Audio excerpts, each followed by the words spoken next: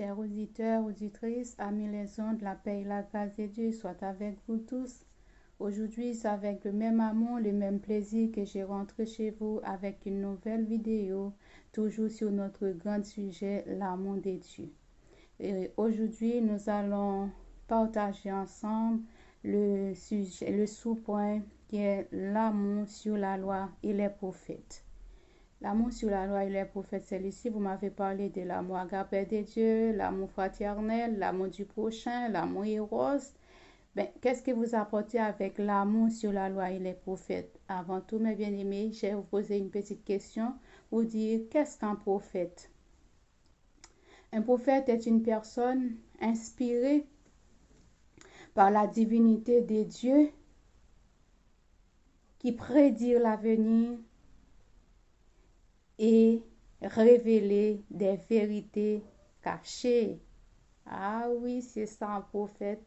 Un prophète, ou bien on peut dire, comme je vous ai dit, un prophète est une personne inspirée par la divinité de Dieu qui prédit l'avenir ou qui révèle des choses cachées. On peut dire aussi, un prophète est un messager de Dieu. Voilà ce qu'on appelle les prophètes. Et pour aller plus loin, il y a une différence entre l'amour sur la loi et les prophètes et l'amour de Dieu. L'amour est l'accomplissement de la loi. L'amour ne fait pas de mal au prochain. Et si nous regardons ensemble dans 1 Corinthiens et que vous allez voir, l'amour ne fait point de mal à personne. 1 Corinthiens 13, le verset 4 à 7, il a dit ceci. L'amour est patient, même si vous voyez c'est la charité c'est l'amour. L'amour est patiente, elle est pleine de bonté. La charité n'est point envieuse. La charité ne se vante point, elle ne s'enflamme point d'orgueil. Elle ne fait rien de malhonnête, elle ne cherche point son intérêt. Elle n'est point envieuse. La charité ne se vante point, elle ne s'enflamme point d'orgueil. Elle ne fait rien de malhonnête, elle ne cherche point son intérêt, comme je vous ai déjà dit, je le répète. Elle ne s'irrite point, elle ne soupçonne point le mal. Elle ne se réjouit point de l'injustice, mais elle se réjouit de la vérité. Elle excuse tout, elle croit tout, elle espère tout, elle supporte tout, mes bien-aimés.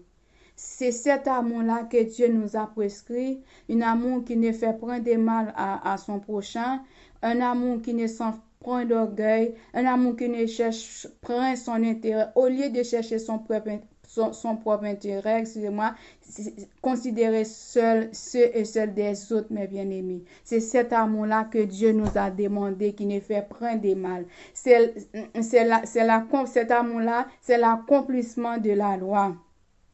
La traduction grecque, pléroma, qui est dérivé de pléro-o, c'est le mot grec, traduit par, on peut dire, c'est remplir, compléter. Le maître Nicodème, vous savez, il y a quelqu'un dans la Bible qui s'appelle Nicodème, qui a vraiment, cet homme-là, connu la loi sur son bout des doigts.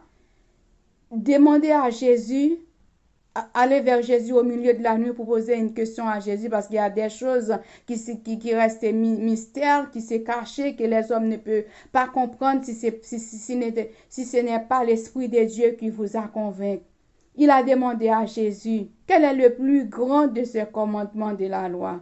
Dans le Matthieu 22, le verset 36, Jésus répondit, tu aimeras le Seigneur ton Dieu de tout ton cœur, de toute ton âme, de toute ta pensée. C'est le premier, le plus grand commandement.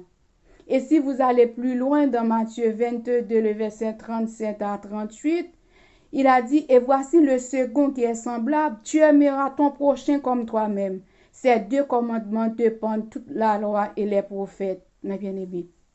C'est cet amour-là que Dieu nous a demandé, qu'elle est vraiment différent entre l'amour de Dieu et l'amour sur la loi et les prophètes.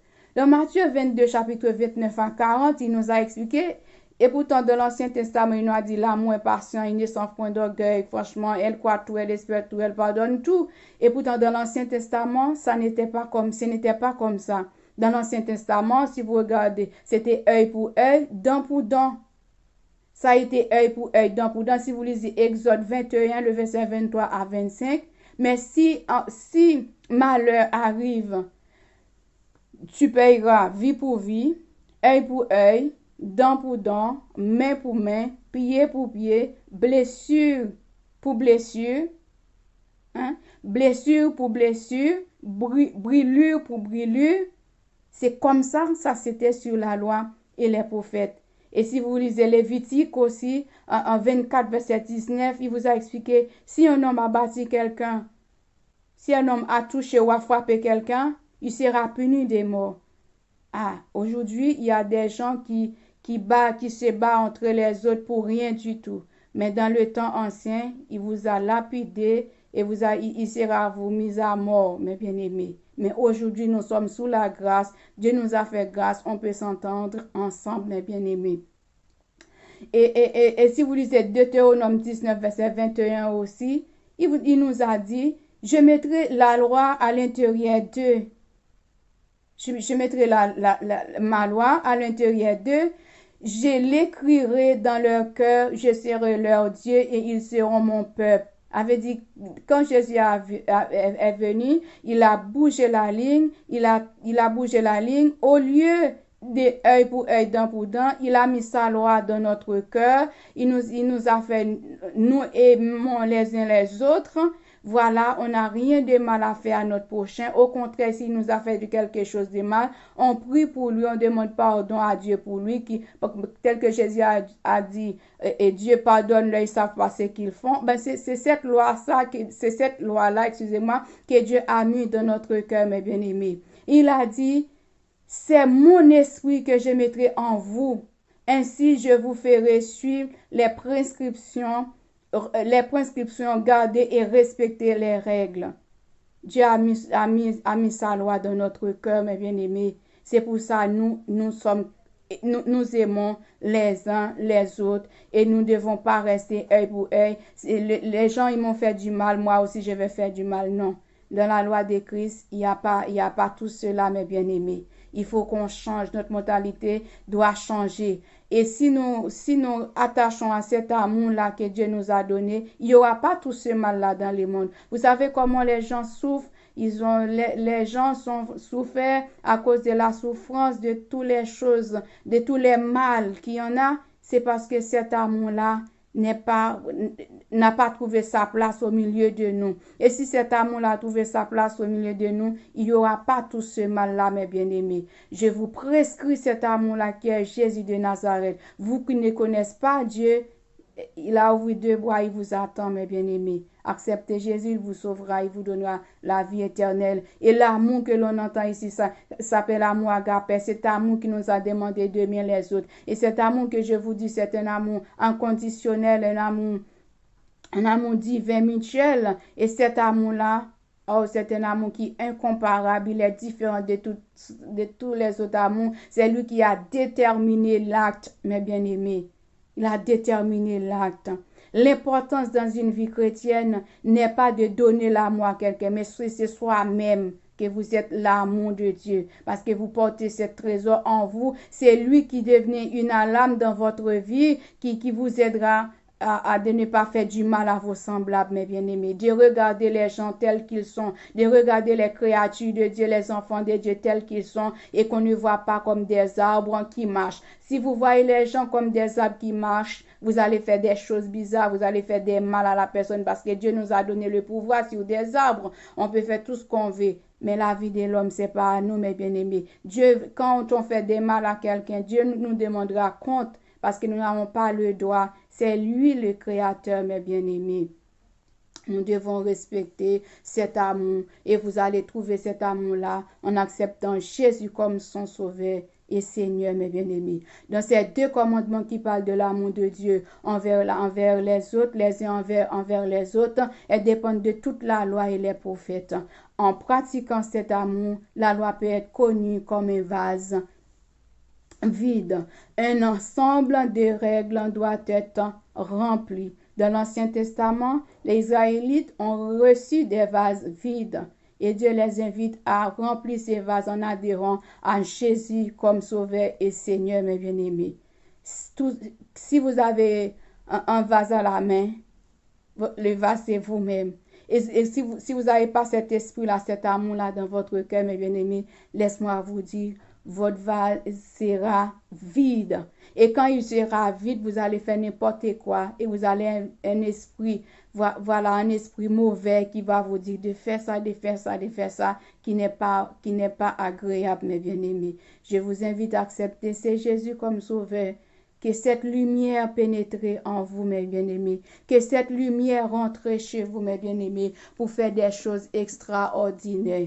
Et c'est là que j'ai resté avec vous concernant cet amour. Acceptez Jésus qui peut vous sauver. Ne parlons quand les gens vous font du mal et vous n'allez pas faire du mal. Que cette lumière rentre chez vous. Un jour, cette lumière était rentrée chez moi. Il m'a tout changé. Il m'a tout changé la vie. J'étais pas comme ça auparavant. Mais grâce soit rendue à Dieu maintenant, je suis une nouvelle créature. Et cette nouvelle créature-là, il est là pour vous aussi, mes frères. Il est là pour vous aussi, mes soeurs qui me regardent. Acceptez Jésus. Vous allez recevoir la vie éternelle. Une vie en abondance qui ne s'épuise jamais.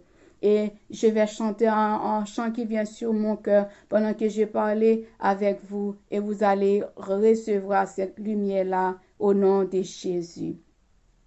C'est un chant qui se trouve dans les chants d'espérance. Écho des élus, 24 échos des élus qui dit j'ai toujours voulu trouver la lumière. J'étais confus, mais sur cette terre, tu m'as reconnu. Si parfois je tombe, je n'aurai pas honte. Je prends la vie quand tu me l'as dit, un jour à la fois. Un jour à la fois, doux Jésus, c'est tout ce que je peux donner. Tu m'as donné la foi pour changer ma vie et je crois en toi. Il n'est plus doux Jésus et demain n'est pas encore là. Si je ne le vois pas, assistez-moi un jour à la fois. Je t'ai rencontré du sommeil en moi. Oh Jésus, tu sais, je te suis loin de toi, tu veilles sur moi. N'oublie pas mon nom. Entends ma voix, que ma chanson montre vers toi, un jour à la fois, un jour à la fois, un jour à la fois, doux Jésus, c'est tout ce que je peux donner. Tu m'as donné la foi pour changer ma vie et je crois en toi. Rien n'est plus doux Jésus et demain n'est pas encore là. Si je ne le vois pas, assistez-moi un jour à la fois.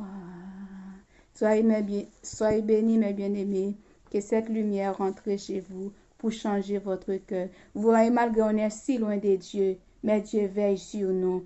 Il a la patience de nous attendre, mes bien-aimés.